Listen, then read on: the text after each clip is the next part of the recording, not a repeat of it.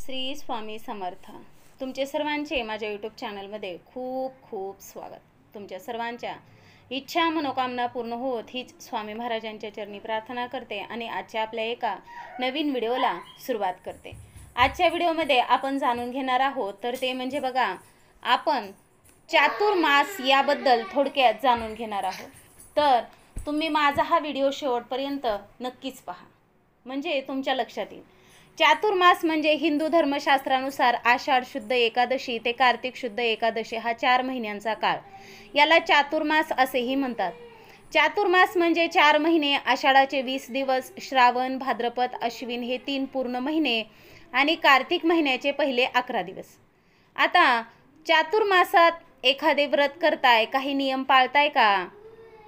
हिंदू धर्मात अनेक व्रत उपासना केल्या जातात. या काळात हिंदू धर्मात वर्णिलेल्या संस्कारापैकी यज्ञोपवीत संस्कार, मुंज, विवाह, शुभ कार्य थोडक्यात केलीच जात नाहीत. मग आता चातुर्मासात कोणते नियम पाळायचे याबद्दल आपण जाणून घेणार आहोत. 4 महिने दररोज तुळशीसमोर हळदीने स्वास्तिक काढावे. 4 महिने दररोज महादेवाच्या पिंडीवर दूध आणि अभिषेक करावा. अगदी म्हणजे चातुर्मासात दररोज जर तुम्हाला शक्य असल्यास तुळशीसमोर तुपाचा दिवा लावायलाच पाहिजे. चातुर्मासात काही लोक 4 महिने एकच वेळा जेवण घेतात आणि राजसिक व तामसिक भोजनाचा त्याग करतात.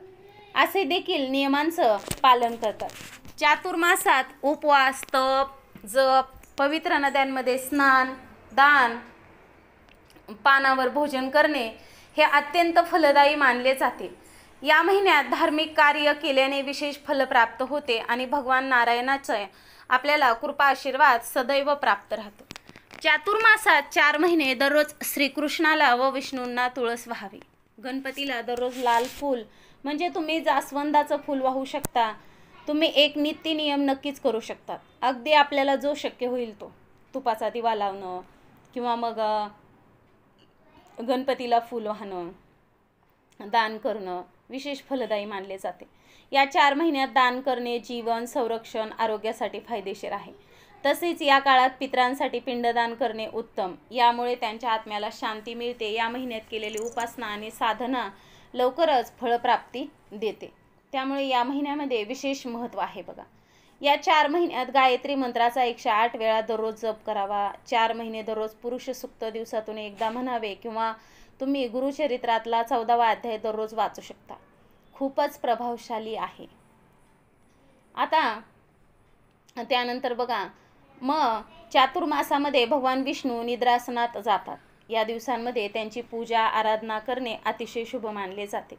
तसेच दररोज ओम नमो भगवते वासुदेवाय नमः या मंत्राचा दररोज 1 माळ तरी आपल्याला होईल तसा, किंवा मग बघा आता नामस्मरण ओम नमो भगवते वासुदेवाय नमः आपण काम करत देखील म्हणू शकतो. चातुर्मासात येणाऱ्या श्रावण महिन्यात भगवान शंकराची पूजा अर्चना केली जाते. हा श्रावण महिना भगवान शंकरांना अतिशय प्रिय मानला जातो. असे म्हटले जाते की जो भक्त या महिन्यात खऱ्या मनाने भगवान शंकराची आणि विष्णूंची पूजा करतो त्याच्या आयुष्यातील सर्व संकटे ही भोलेनाथ दूर करतात. चातुर्मासात तपश्चर्या आणि भक्ती अवस्थेत राहून दररोज सत्यनारायणाची कथा, जप आणि श्रवण करणे अत्यंत शुभ फलदायी मानले जाते.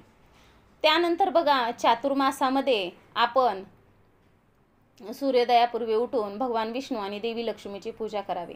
तसेच दररोज विष्णू सहस्त्रनाम आणि कनकधारा स्तोत्राचे देखील पठण करावे. आपल्या जीवनासाठी खूपच म्हणजे शुभफलदायी आहे बघा. त्यानंतर चातुर्मासात दररोज भगवद्गीतेचा 1 अध्याय वाचावा. याशिवाय तुम्ही स्वामी चरित्रातील क्रमशः 3 अध्याय, 7 अध्याय तुमच्याकडनं जसं होईल त्याप्रमाणे तुम्ही एक नियम ठरवून पारायण करायला पाहिजे. चातुर्मासात रोज जवळच्या परिसरात असलेल्या मंदिरात दररोज 11 तरी प्रदक्षिणा घालाव्यात. आपल्यासाठी खूप चांगलं आहे.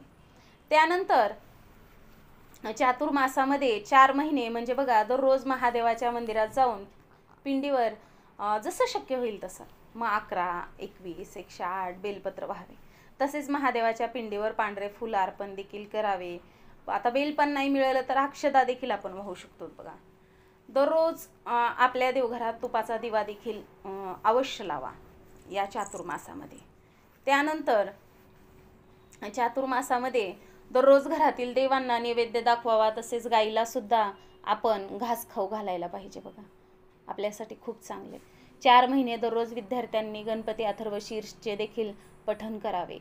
त्यांच्या जीवनातील अभ्यासाबाबतीत अडचणी दूर होतील. चातुर्मासातील प्रत्येक शुक्रवारी श्रीसूक्तचे 11 वेळा पठण करावे. त्यानंतर चातुर्मासातील या 4 महिन्यात बेलाच्या झाडाखाली संध्याकाळी अवश्य दिवा लावावा. बेलपत्राचे झाड हे महादेवाचे रूप आहे, म्हणूनच त्याची आवश्यक पूजा करावी. आता उपासना केल्यास आपल्याला शुभ फळ अगदी लवकरात लवकर प्राप्त होते बघा. त्यानंतर चातुर्मास प्रत्येक मंगळवारी आणि शुक्रवारी एका सवाष्ण स्त्रीची नित्य नियमाने ओटी भरावी. चातुर्मासात सुंदरकांड, गीता आणि रामायणाचे पठण करणे माणसाच्या जीवनासाठी खूपच फलदायी ठरते.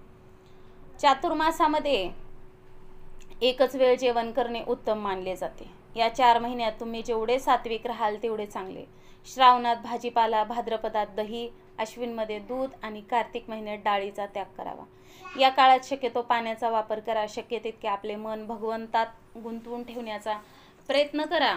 अगदी जीवनाला याचं खूपच शुभ फळ तुम्हाला प्राप्त होईल.